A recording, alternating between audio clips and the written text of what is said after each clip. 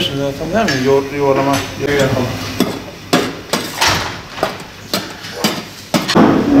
Ne bileyim ben telefonu kayıtta hemen Evler bize başka yapan yok usta sürüyü. Bitti yani. Aldığımız şey pahalı hani et olsun, tavuk olsun, yağ olsun, pirinç olsun. Hepsi maliyetli, pahalı yani. Güzel yeni liste çorba 18 lira, biz 14 lira alıyoruz. Paça 38 lira, biz 33 lira alıyoruz.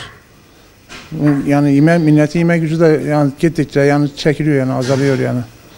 Aldığımız yağ 430 liraya yağ alıyorduz, 700 liraya 800 liraya yağ diyorlar şimdi. Pirinç 9 liraya alıyorduk, 15 lira diyorlar. Kelle eylesine, kuzu kellesi. 25 lira alıyoruz, 35 lira diyorlar. Şimdi zaten normal bir kelle 38 lira fiyat listesi. Biz 33 lira alıyoruz onu. Bu şekilde. Mümkün değil. 38 lira alamayız zaten. Bir paçanın üstünden şimdi 34-35 alıyoruz. Yani normalde beyranla gene 38 lira gene alamayız yani mümkün değil. Bir kebaplar olmuş porsiyon 60 milyon. Normalde 50 lira alıyoruz. Bayağı fazla düşüş var yani yok değil yani. Dışarıdan gelenler yiyor ama Antep içindeki işçi yani bir masaya oturup da 4 kişiden oturup da 4 porsiyon çile kebap yiyemez yani mümkün değil yani. İnsan adam 4 kişi oturacak 200 milyon para verecek. Çorbası salatası içinde olursa 250-300'ü geçecek o içecekten beraber. Adam ne yapıyor? Gidiyor dürüme yansıtıyor yani. Nohut dürümüne, kızartma dürümüne, tava dürümüne. Dürüm yiyor yani.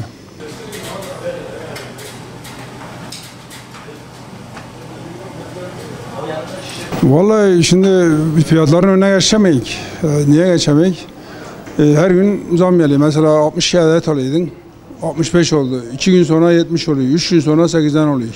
Bunu 100 liraya getirirlerse biz de fiyatımızı koruk. Hiç olmazsa 100 adet aldık. Fiyatımız şu. Biz de şu fiyattan verik.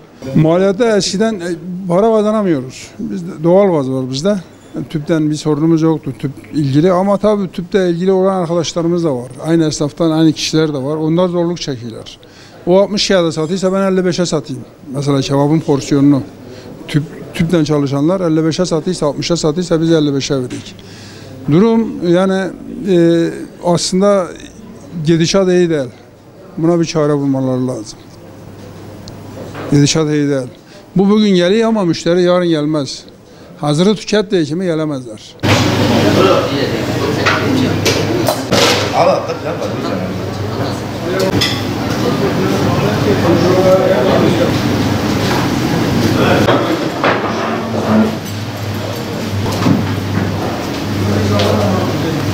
Tamam.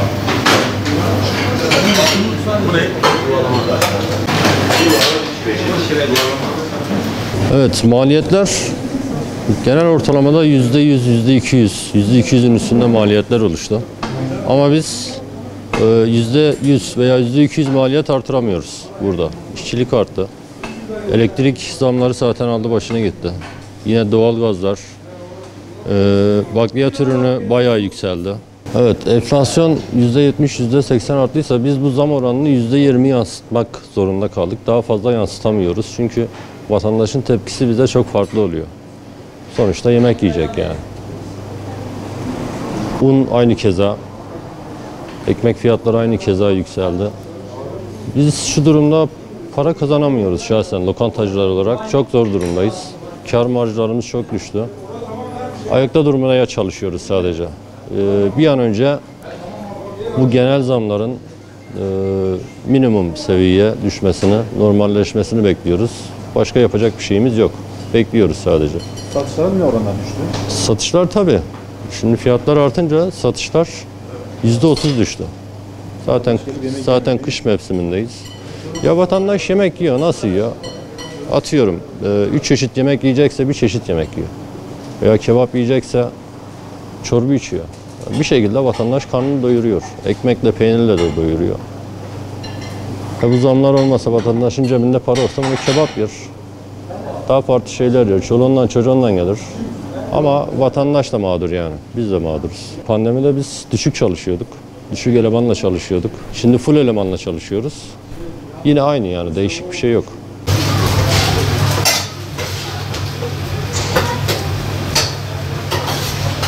Biz üzülüyoruz. Hani buraya gelen insanlar içeriye girmeden önce yani karınlarını doyurmak için bir ekmeğin ne kadar olduğunu sormaya başladı. Yani bir dürüm yiyecek insan bir dürüm bir ayran yiyemiyor. Yani her gün her şeye zamın gelmesi bizim de elimize ayağımızı bağlıyor. Artık biz utanıyoruz. Yani insanlara her gün farklı fiyat söylemek durumunda kalıyoruz. Biz utanıyoruz. Zam yapmıyoruz, biz zarar ediyoruz. Yani iflasın eşiğine geldik artık. Yani her şey tüpe her gün zam geliyor her hafta. Ekmeğe son 3 ay içerisinde 4 kere zam geldi. Yani her şeye zam geliyor. Yağ zam geliyor. Bizim işimiz yağla dönüyor. Yağ alamıyoruz, patates alamıyoruz, ya domates alamıyoruz, biber alamıyoruz. Yani alınca bunu fiyata yansıtmamız lazım, yansıtamıyoruz. Ya bu gidişat da yani insanları yokluğa açlığa sürüklüyor yani. Satışlarımızda %30 civarı bir düşüş var. Yani aldığımız her şeye tepeden tırnağa zam geliyor. Biz bunu her gün yansıtamıyoruz. Ama her gün biz zamlı almak zorunda kalıyoruz. İnsanlar yemek yemez. Yani şu an olduğu gibi. Yani %30'u zaten yememeye başladı.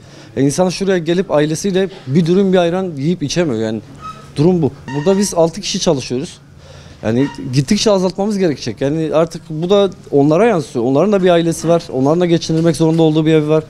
Hani olmuyor artık dönmüyor yani. Şu an pandemiden daha kötü. Yani şu an açık ama insanlar yiyemiyor, tüketemiyor. Sadece paket çalışıyorduk ama şu an ondan daha kötü.